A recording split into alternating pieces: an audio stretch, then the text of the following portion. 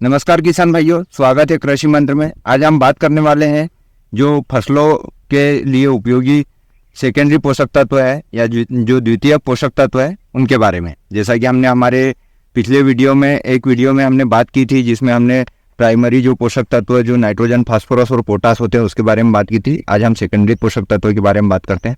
तो आपके जो सेकेंडरी पोषक तत्व होते हैं फसलों के, वो है आपके कैल्शियम, मैग्नीशियम, सल्फर, है ना। तो इसमें आप ये जो पोषक तत्व है, ये आपकी फसल में जितने आपके प्राइमरी पोषक तत्व जरूरी होते हैं, उसी तरह ये भी बहुत आवश्यक होते हैं फसलों के लिए। इनकी मात्रा प्राइमरी पोषक तत्व से कम लगती है पौधों को, लेकिन इनका महत्व उनके बराबर ही होता है। जैसे हम बात करें, जैसे कैल्शियम है आपका, तो कैल्शियम का उपयोग आपको आपकी जो सभी फसलें हैं, इनमें आपको कैल्शियम का उपयोग आपको आपकी जो फ्लावरिंग स्टेज है, यहाँ से लगा कि आपकी जो फ्रूट डेवलपमेंट और फ्रूट बनता है, फ्रूट परिपक्वता पे आता है, तब तक आपको इसका कैल्शियम का उपयोग और मैग्नीशियम का भी उपयोग करना चाहिए।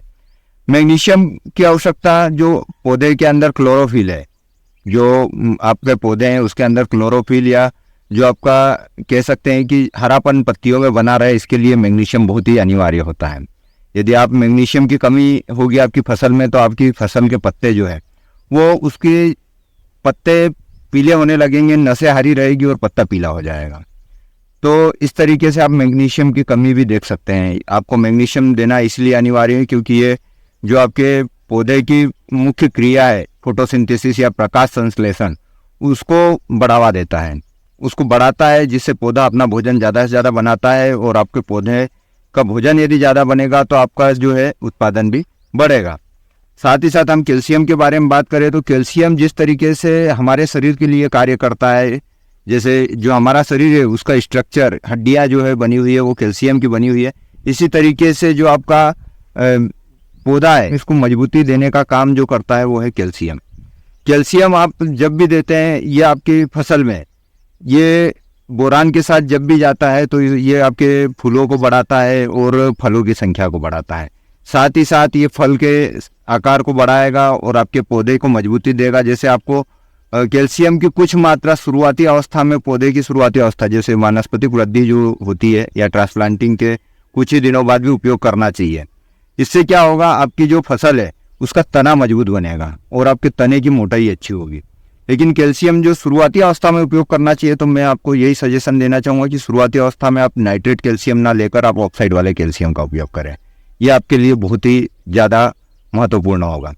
और जैसा कि सल्फर के बारे में तो बहुत सारी बातें हो सकती है। सल्फर आपका पोषक तत्व है ही है, इसके अलावा ये कीटनाशक का भी काम करता है, और यदि आप इसको देखोगे तो ये फंगीसाइडल इफेक्ट भी रखता है। सल्फर आपकी फसल में गुणवत्ता में सुधार करता है। जैसे यदि आप इसका उपयोग अपनी दलहनी फसलों में कर रहे हैं तो ये प्रोटीन की मात्रा को बढ़ाता है, तिलहनी फसलों में कर रहे हैं तो ये तेल की मात्रा को बढ़ाता है, और यदि आप इसका उपयोग अनाज वाली फसलों में कर रहे हैं तो ये कार्बोहाइड्रेट को बढ़ाता है। साथ ही साथ यदि अन्य फसलों जैसे सब्जी भाजी में जब भी आप कर रहे हैं तो ये आपकी फसल में फंगस से लड़ने, उसकी प्रतिरोधक क्षमता है उसको बढ़ाएगा, फंगस को नियंत्रित करेगा। यदि आप इसका उपयोग स्प्रे के रूप में कर रहे हैं सल्फर का, तो यह आपका एक्रीसाइड, मकड़ी नाशक के रूप में काम करता है। साथ ही साथ एक पोषक तत्व भी है जो महत्वपूर्ण तरीके से आपकी जो आपका उत्पादन है उसकी गुणवत्ता में सुधार करता है। यदि आप चैनल पर नए हैं तो चैनल को सब्सक्राइब कर लीजिए और बेल आइकन पर क्लिक कीजिए।